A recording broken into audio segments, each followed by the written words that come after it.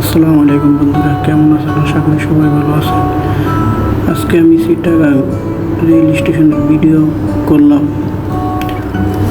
নতুন স্টেশন এটা, চিটাগাংয়ের rail station.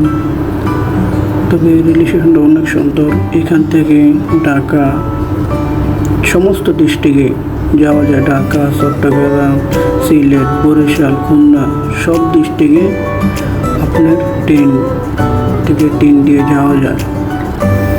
তবে এখানের যে নিয়মকানুন অনেক সুন্দর নিয়মকানুন, এবং কি এখানের যে সার্জেন্ট ভাই আছে তারা অনেক সুন্দর ব্যবহার করেন।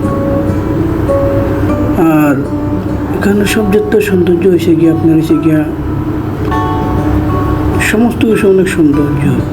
আপনারা যেখান থেকে আপনি গন্তব্যে আসেন, এটাই চিটাগাং স্টেশন।